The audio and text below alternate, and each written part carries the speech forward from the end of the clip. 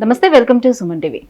చిగుళ్ళ నుంచి రక్తం రావడానికి కారణాలేంటి? ఇలా చిగుళ్ళ నుంచి రక్తం వస్తే ఎటువంటి సమస్యను ఎదుర్కొనే అవకాశం ఉంటుంది? అలాగే ఈ చిగుళ్ళ నుంచి రక్తం వస్తుంది అని దీనికి మనకి సిమ్టమ్స్ ఎట్లా తెలుసుకునే అవకాశం ఉంటుంది? ఈ విషయాలన్నీ తెలియజేసేందుకు మనతో పాటు ఉన్నారు ఎఫ్ఎంఎస్ ఇంటర్నేషనల్ డెంటల్ సెంటర్ నుంచి పెరోడాంటిస్ట్ డాక్టర్ అరవింద గారు. Hello ma'am. హలో సుజిత గారు. మ్యామ్, ఇప్పుడు చిగుళ్ళ నుంచి బ్లీడ్ అవ్వడం అనేది ఎందుకు జరుగుతుంది? చిగుళ్ళ నుంచి రక్తం రావడం మేజర్గా గమ్ ఇన్ఫెక్షన్ వల్లే జరుగుతుంది. అంటే మనకి టీత్ చిగురు మరియు ఎముక సాయంతో దవడలో ఫిక్స్ అయి ఉంటాయి. ఆ పళ్ళ చుట్టూ పాచిగార ఏర్పడినప్పుడు చిగురు సమస్యలు మొదలై చిగురు ఇన్ఫెక్షన్ వల్ల ఫస్ట్ జింజివైటిస్ అనే ప్రాబ్లం వస్తుంది. జింజివైటిస్లో ఫస్ట్ సిమ్టమ్ అనేది మనకి చిగురు నుంచి రక్తం రావడం. సో పేషెంట్ ఏదైనా గట్టిగా కొరికినప్పుడు, అంటే యాపిల్స్, జామకాయలు అలాంటివి, లేదంటే బ్రష్ చేసినప్పుడు బ్లీడింగ్ కనిపిస్తూ ఉంటుంది. ఒకవేళ చిగురు సమస్యలు ఇంకా తీవ్రం అయితే ఆ ఫ్రీక్వెన్సీ ఆఫ్ బ్లీడింగ్, అంటే బ్లీడింగ్ ఇంకా తరచుగా తినేటప్పుడే కాకుండా అదర్వైజ్ కూడా అవుతూ ఉంటుంది అనమాట. అంటే మనం బ్రష్ సరిగ్గా లేకపోయినా, చేసుకునే బ్రషింగ్ విధానం కూడా సరిగ్గా లేకపోయినా కూడా జరుగుతుందా? బేసికలీ బ్రషింగ్ సరిగ్గా చేయకపోయినా, యాక్చువల్లీ 2 times బ్రష్ చేయమంటాము. అండ్ ఒకవేళ బ్రష్ సరైనది చూస్ చేసుకోకపోయినా కూడా మనకి ఇలాంటి ప్రాబ్లమ్స్ స్టార్ట్ అవుతాయి. మామూలుగా బ్లీడింగ్ చూడంగానే కూడా పేషెంట్ సాఫ్ట్ బ్రష్కి షిఫ్ట్ అయిపోతూ ఉంటారు, మరి స్లోగా మెల్లిగా బ్రష్ చేయడం అలా చేస్తూ ఉంటారు. దానివల్ల ప్రాబ్లం తగ్గకుండా ఇంకా సివియర్ అయ్యే అవకాశం ఉంటుంది. యూజువలీ యాడ్స్లో చూసి బ్లీడింగ్ తగ్గిస్తుంది టూత్ పేస్ట్ అంటే వాటికి షిఫ్ట్ అయిపోతూ ఉంటారు, హెర్బల్ టూత్ పేస్ట్కి. ఇప్పుడు ఇంటర్నెట్లో కూడా చాలా రెమెడీస్ ఉన్నాయి. అంటే మనకి ఆయిల్ పుల్లింగ్ దగ్గర నుంచి గ్రీన్ టీ, బేకింగ్ సోడా, పసుపు, చాలా రెమెడీస్ కనిపిస్తుంటాయి ఇంటర్నెట్లో. అవన్నీ ట్రై చేస్తారు. అయితే ఈ రెమెడీస్తో ఏంటంటే వాటిలో ఉండే కెమికల్స్, ఆస్ట్రింజెన్స్ అంటాము, టానిన్స్ వల్ల ఏంటంటే బ్లీడింగ్ అనేది టెంపరీగా ఆగుతుంది. బట్ మనం అండర్లైన్ ప్రాబ్లం అనేది సాల్వ్ చేయదు అనమాట. సో మనకు పర్మనెంట్ సొల్యూషన్ కావాలంటే గమ్ ఇన్ఫెక్షన్స్ని అడ్రస్ చేసుకోవాల్సి ఉంటుంది. ఇంకోటి ఏంటంటే ఒక్కొక్కసారి పేషెంట్స్కి ఏమైనా విటమిన్ డెఫిషియన్సీస్ కానీ, ఎస్పెషలీ విటమిన్ సి డెఫిషియన్సీ ఉన్నా కూడా గమ్ బ్లీడింగ్ అనేది చూస్తుంటాము. ఇంకొకటి ప్రెగ్నెన్సీ అప్పుడు కూడా చాలా మంది కంప్లైంట్ చేస్తారు, చిగుర్లు వాపులు ఉన్నాయి, బ్లీడ్ అవుతుంది అని. ప్రెగ్నెన్సీలో ఏంటంటే హార్మోనల్ చేంజెస్ వల్ల కొంచెం పాచిగార ఉన్నా కూడా సివియర్ రియాక్షన్ ఉంటుంది బాడీలో, దానివల్ల బ్లీడింగ్ చూస్తూ ఉంటాం. స్మోకర్స్లో ఏంటంటే చిగురు బ్లీడింగ్ అనేది కూడా చిగురు ఇన్ఫెక్షన్లో కనిపించదు. స్మోక్లో ఉండే నికోటిన్ అనే పదార్థం వల్ల బ్లడ్ వెజల్స్ కన్స్ట్రిక్ట్ అయిపోయి కనిపించే బ్లీడింగ్ కూడా వాళ్ళలో కనిపించదు అనమాట. అండర్లైన్ డ్యామేజ్ అనేది జరిగిపోతూ ఉంటుంది. సో హోమ్ రెమెడీస్కే పరిమితం అవ్వకుండా ట్రీట్మెంట్ తీసుకుంటే బెటర్. ఇలాంటి అంటే ఇప్పుడు మనకి చిగుళ్ళలో ఇన్ఫెక్షన్ వచ్చింది, దీని సిమ్టమ్స్ మనకి ఎలా తెలుస్తుంది? ఓన్లీ బ్లీడ్ ఒకటే కనిపిస్తుంది, ఇంకా అదర్ సిమ్టమ్స్ ఏమైనా ఉంటుందా? చిగుళ్ళ నుంచి రక్తం రావడం ఫస్ట్ సైన్ నేను చెప్పినట్టు. దాని తర్వాత బ్యాడ్ బ్రెత్ ఉంటుంది, అంటే నోటి దుర్వాసన ఉంటుంది, మీకు ఫుడ్ ఇరుక్కుపోవడము, పళ్ళ మధ్యలో గ్యాప్స్ ఉండటము, కొంచెం లేటర్ స్టేజెస్లో అయితే మీకు పళ్ళు కదిలిపోవడం కూడా చూస్తుంటాం అనమాట. సెన్సిటివిటీ ఒకటి, ఇవన్నీ ఉంటాయి. సో ఆ బ్లీడ్ అనేది ఎలా ఆపాలి, తగ్గించుకోవటం ఎట్లా? దీనికి మెయిన్ రీజన్ మనం చిగురు ఇన్ఫెక్షన్ కాబట్టి చిగురు ఇన్ఫెక్షన్ అనేది ట్రీట్ చేసుకోవాలి. ఇప్పుడు ఎర్లీ స్టేజెస్లో కనుక మనం ఐడెంటిఫై చేసుకుంటే దీనికి క్లీనింగ్ ఆర్ స్కేలింగ్ అనే ప్రొసీజర్ ఉంటుంది. అంటే పళ్ళ చుట్టూ ఉన్న గార, పాచి అనేది రిమూవ్ చేస్తాము. ఒకవేళ మీరు వచ్చేటప్పటికే బాగా సివియర్ అయిపోయి ఉంటే ఇన్ఫెక్షన్ అనేది, అప్పుడు deep cleaning, laser treatments, LANAP అనే ప్రొసీజర్ అవసరం ఉంటుంది. ఒక్కొక్కసారి చాలా తీవ్రమై ఉంటే ఒక్కొక్కసారి surgery, gum surgery, flap surgery అంటాము, అది కూడా అవసరం ఉంటుంది. ఇంకా వేరే కారణాలు ఏమైనా ఉన్నాయి బ్లీడింగ్కి అని ఐడెంటిఫై చేసుకుంటే, సపోజింగ్ విటమిన్ సి డెఫిషియన్సీ అంటే సప్లిమెంట్స్ ఇవ్వాల్సి ఉంటుంది. లేదు ప్రెగ్నెన్సీ రిలేటెడ్ బ్లీడింగ్ ఏమైనా ఉంది అంటే యూజువలీ ఏం సజెస్ట్ చేస్తామంటే ప్రెగ్నెన్సీ ప్లాన్ చేసుకునే ముందే ఒక డెంటల్ విజిట్కి వస్తే ఆ ఇష్యూస్ అన్ని రిజాల్వ్ చేసుకుంటే బెటర్గా ఉంటుంది. అంటే ఆఫ్టర్ డెలివరీ తర్వాత కూడా ఎక్కువగా ఇలాంటి ఇష్యూస్ చూస్తూ ఉంటారు లేడీస్. ఈ ప్రాబ్లమ్స్ ప్రెగ్నెన్సీలోనే స్టార్ట్ అవుతాయి. అంటే ఈస్ట్రోజన్, ప్రొజెస్ట్రాన్ హై లెవెల్స్లో ఉంటాయి కదా ప్రెగ్నెన్సీ అప్పుడు, అప్పుడే స్టార్ట్ అవుతాయి, అవి ఇంకా కంటిన్యూ అవుతాయి అంతే. పేషెంట్ మోస్ట్లీ ఇంకా ఆఫ్టర్ డెలివరీ వస్తూ ఉంటారు, బికాస్ డ్యూరింగ్ ప్రెగ్నెన్సీ అన్ని ట్రీట్మెంట్స్ అంతా వెళ్ళరు కదా పేషెంట్స్, అవాయిడ్ చేస్తారు maximum, unless it's very painful avoid చేస్తుంటారు. కాబట్టి ప్రెగ్నెన్సీ తర్వాత వస్తుంటారు. బట్ ఐడియల్ థింగ్ ఇస్ మనం before we plan for pregnancy ఒక డెంటల్ చెకప్కి వచ్చి గమ్ ఇన్ఫెక్షన్స్ ఏమైనా డెంటల్ ఇష్యూస్ రిజాల్వ్ చేసుకుంటే ప్రెగ్నెన్సీ మీకు సాఫీగా వెళ్ళిపోతుంది. ఈ గమ్ ఇన్ఫెక్షన్స్కి ట్రీట్మెంట్ తీసుకున్న తర్వాత కూడా, అంటే తగ్గిన తర్వాత కూడా మళ్ళీ ఇది రిపీట్ రాకుండా ఉండాలి అని అంటే ఎలాంటి జాగ్రత్త తీసుకోవాలి? 2 times బ్రషింగ్ అయితే కంపల్సరీ. చిగురు ఇన్ఫెక్షన్ ఆల్రెడీ ఉంటే ట్రీట్మెంట్ చేశాక కొన్ని గ్యాప్స్ అనేవి ఏర్పడతాయి టీత్ మధ్యలో. సో అవి కూడా డైలీ క్లీన్ చేసుకోవాలి. మళ్ళీ నార్మల్ బ్రష్ అనేది టీత్ మధ్య గ్యాప్స్లోకి వెళ్ళలేదు. సో ఫ్లాసింగ్ కానీ వాటర్ ఫ్లాసర్ లాంటిది యూస్ చేసుకోవాలి. స్మోకింగ్ లాంటి హ్యాబిట్స్ ఉంటే మానేసేయాలి. అండ్ ఒక బ్యాలెన్స్డ్ హెల్దీ డైట్ తీసుకుంటే అన్ని పోషకాలు అందేటట్టు దెన్ గమ్స్ హెల్దీగా ఉంటాయి. సో గమ్ ఇన్ఫెక్షన్స్ వల్ల నోటి దుర్వాసన వస్తుందని చెప్తున్నారు, కానీ నాట్ ఓన్లీ గమ్ ఇన్ఫెక్షన్స్, ఇంకా అదర్ రీజన్స్ వల్ల కూడా వచ్చే ఛాన్స్ ఉంటుందా? చాలా బ్యాక్టీరియా ఉంటాయి మౌత్లో. గుడ్ బ్యాక్టీరియా ఉంటాయి, బ్యాడ్ బ్యాక్టీరియా ఉంటాయి. మనం తినే food bad bacteria break down చేసి కొన్ని సల్ఫర్ కాంపౌండ్స్ని రిలీజ్ చేస్తాయి అన్నమాట. ఆ సల్ఫర్ కాంపౌండ్స్ వల్లనే మనకి బ్యాడ్ బ్రెత్. ఒకటి మెయిన్ రీజన్ ఏంటంటే బ్యాడ్ బ్రెత్కి నాలుక పూత అంటాం కదా, టంగ్ కోటింగ్ వైట్గా టంగ్ మీద చూస్తుంటాం. టంగ్ని దగ్గర నుంచి చూసారంటే చాలా రఫ్గా ఉంటుంది.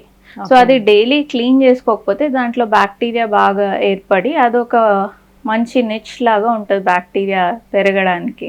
సో అదొక మెయిన్ రీజన్ మీకు బ్యాడ్ బ్రెత్కి. నాలుక పూతే కాకుండా పుప్పిపళ్ళు.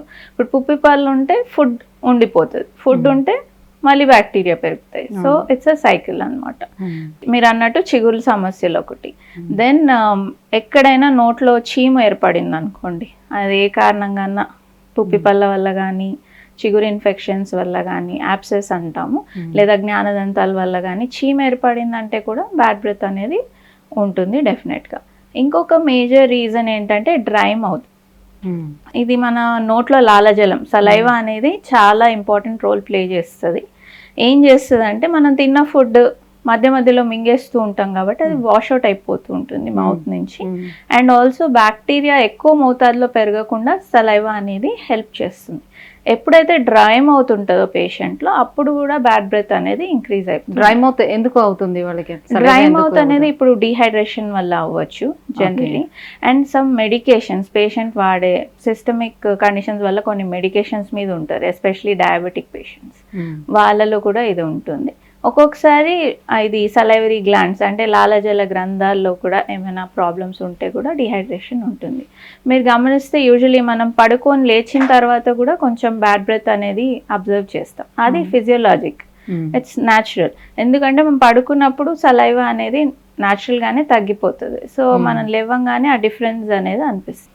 ఇంకోటి ఏంటంటే ఎనీ ఫుడ్స్ ఆర్ హ్యాబిట్స్, అంటే ఇప్పుడు ఆనియన్ కానీ గార్లిక్ ఎక్కువ తీసుకున్నప్పుడు అది ట్రాన్సియంట్, కొంతసేపు ఉంటుంది, కొన్ని అవర్స్ తర్వాత వెళ్ళిపోతూ ఉంటుంది. అలానే స్మోకింగ్ కానీ ఆల్కహాల్ తీసుకున్నప్పుడు కూడా కొన్ని అవర్స్ వరకు ఆ స్మెల్ అనేది ఉంటుంది. ఇవే కాకుండా ఒక్కొక్కసారి సిస్టమిక్ ప్రాబ్లమ్స్ అంటే శారీరక అనారోగ్యాలు ఉన్నా కూడా మనకి నోట్లో బ్యాడ్ బ్రెత్ అనేది అనిపించవచ్చు. యూజువలీ చెప్తుంటాము అంటే నోరు శరీరానికి ఒక అద్దం లాంటిది అని. సో ఇప్పుడు ఏమైనా ప్రాబ్లమ్స్ అంటే రెస్పిరేటరీ లోపల ఏం ప్రాబ్లమ్స్ ఉన్నా కూడా దీనివల్ల తెలుస్తుంది.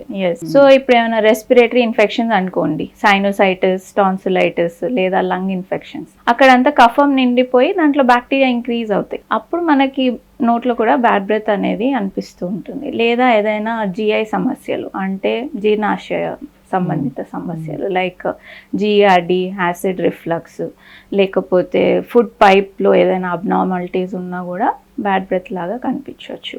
డయాబెటిక్ పేషెంట్స్లో కూడా ఒక పెక్యూలియర్ బ్యాడ్ స్మెల్ అనేది ఉంటుంది. ఒక్కొక్కసారి liver failure patients, kidney failure patients ఉన్నా కూడా బాడీలో వ్యర్థాలు పేరుకుపోయి కూడా మనకి బ్యాడ్ బ్రెత్ అనేది చూడొచ్చు. ఇంకొక రేర్ కండిషన్ ఏంటంటే పేషెంట్స్ ఒక్కొక్కసారి వస్తుంటారు బ్యాడ్ బ్రెత్ కంప్లైంట్ తోటి. యాక్చువల్లీ వాళ్ళకి బ్యాడ్ బ్రెత్ ఏమి ఉండదు, కానీ కొంచెం సైకలాజికల్ కండిషన్స్ వల్ల కూడా వస్తూ ఉంటారు. వాళ్ళు they just don't need any treatment, వాళ్ళకి జస్ట్ రీఅష్యూరెన్స్ ఇస్తే సరిపోతుంది. జనరల్లీ ఇలాంటి దుర్వాసన వస్తుంది అని అంటే నోట్లో నుంచి కామన్గా అందరూ లైక్ ఒక స్ప్రేస్ వాడడం, లేదంటే ఇలాచి లవంగాలను తినటం, లేకపోతే మింట్ ఫ్లేవర్డ్ ఏవో ఒకటి తీసుకోవడం, ఇలాంటివి చేసి దాన్ని అవాయిడ్ చేస్తూ ఉంటారు. సో ఇట్లాంటి చిగుళ్ళ ఇన్ఫెక్షన్ని ఈ రకంగా అవాయిడ్ చేసుకుంటూ పోతే ఏమవుతుంది? నిర్లక్ష్యం చేస్తే. ఇవన్నీ ఈ ప్రోడక్ట్స్ అన్ని ఏం చేస్తాయి అంటే ఆ స్మెల్ని మాస్క్ చేస్తాయి, అంటే టెంపరీగా మన ప్రాబ్లమ్ని సాల్వ్ చేస్తాయి, బట్ అండర్లయింగ్ ఇష్యూని ఏం అడ్రస్ చేయట్లేదు.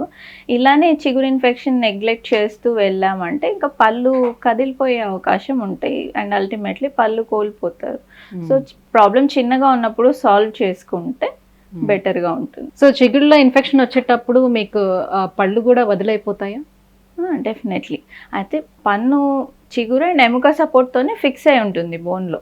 చిగురు ఇన్ఫెక్షన్ తీవ్రమైనప్పుడు ఏమవుతుందంటే ఈ పాచిగార అనేది చిగురు కిందకు కూడా వెళ్ళిపోతుంది, వెళ్ళి ఆ బోన్ అంతా కరగదీస్తూ వస్తుంది. ఇది ఒక చాలా స్లో ప్రాసెస్. సో పేషెంట్ అంత గమనించరు. ఈ చిన్న చిన్న ప్రాబ్లమ్సే ఉంటాయి, బ్లీడింగ్, బ్యాడ్ బ్రెత్, సెన్సిటివిటీ ఉంటుంది, అక్కడక్కడ ఫుడ్ ఇరుక్కుంటూ ఉంటుంది, అంతే తప్ప పెద్ద ఇష్యూస్ ఉండవు. కాబట్టి చాలామంది నెగ్లెక్ట్ చేస్తూ ఉంటారు. ఆ బోన్ సపోర్ట్ అనేది బాగా తగ్గిపోయింది అనుకోండి, పళ్ళు మెల్లిగా కదలడం, అది ఇంకా సివియర్ అయిందంటే పళ్ళు లూజ్ అయిపోయి ఇంకా ఊడిపోతాయి. అంటే ఆ టైంలో ఇంకా అప్పుడు ఇన్ఫెక్షన్కి ట్రీట్మెంట్ తీసుకున్న ఎటువంటి రిజల్ట్ ఉండదు అంటారా? అంటే అన్ని పళ్ళు ఒకేసారి వదులవడం అనేది చాలా రేర్. యూజువలీ ముందర పళ్ళతో స్టార్ట్ అవుతుంది. ముందర చిన్న టీత్ ఉంటాయి, కింద దవడలో ముందర పళ్ళు స్టార్ట్ అవుతాయి కదలడం అనేది. సో అట్లీస్ట్ 1-2 పళ్ళు కదిలినప్పుడు వచ్చినా కూడా మిగతా టీత్ అట్లీస్ట్ మనం సేవ్ చేసుకోవచ్చు. సో కొంతమందికి చిగుళ్ళు కలర్ చేంజ్ అయి ఉంటాయి మ్యామ్.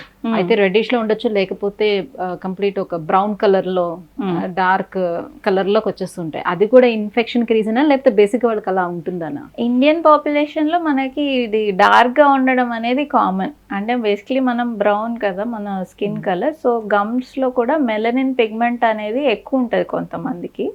ఒక్కొక్కసారి ఏంటంటే ఫేస్ కాంప్లెక్షన్కి చిగురు స్మైల్ చేసినప్పుడు చిగురుకి కొంచెం మిస్ మ్యాచ్ ఉంటుంది. అలా ఉన్నప్పుడు కొంచెం కాస్మెటిక్ ప్రొసీజర్స్ చేసుకోవచ్చు. అంటే జింజావల్ డీపిగ్మెంటేషన్ అంటాం, డీపిగ్మెంటేషన్ ప్రొసీజర్ అంటే ఆ మెలనిన్ పిగ్మెంట్ అంతా తొలగిస్తాం. సో పింక్ టర్న్ అవుతూ ఉంటాయి అన్నమాట. సో ఇండియన్స్లో అది కామన్, అదేమీ ఇన్ఫెక్షన్ వల్ల కాదు, రంగు మారటం అనేది. అండ్ వాపులు అవన్నీ ఇన్ఫెక్షన్ వల్లనే. జింజివైటిస్లో చూస్తూ ఉంటాం, బ్లీడింగ్ ఫస్ట్ సైన్ అని చెప్పాం కదా, తర్వాత చిగురు రంగు మారుతుంది, వాపులు కనిపిస్తాయి, దెన్ మీకు పన్ను కదలడం అవన్నీ చూస్తాం. సో చిగుళ్ళలో ఇన్ఫెక్షన్, అలాగే క్రావిటీ, ఇవన్నీ కూడా జెనెటికల్గా వచ్చే ఛాన్సెస్ కూడా ఉంటాయా? జెనెటిక్ కాంపనెంట్ కొంచెం ఉంటుంది, బట్ మనం కేర్ తీసుకుంటే ఇవన్నీ అవాయిడ్ చేయొచ్చు. అంటే ఇప్పుడు మన పళ్ళ అమరిక కానీ, మన సలైవా క్వాలిటీ కానీ, మన దవడలు కానీ, ఇవన్నీ పేరెంట్స్ నుంచి వచ్చేటివి. సో అది జెనెటిక్ కాంపోనెంట్ అనేది కొంచెం ఉంటుంది, but if you take enough care, జాగ్రత్త పడితే ఇవన్నీ అవాయిడ్ చేయగలిగిన problems. Right, thank you so much ma'am. So చిగుళ్ళలోని సమస్యలు రావడానికి, ఇన్ఫెక్షన్స్ రావడానికి ఏంటి రీజన్స్, ఎలాంటి ట్రీట్మెంట్స్ అవైలబుల్ ఉన్నాయనే విషయం తెలియజేసినందుకు థ్యాంక్ యూ.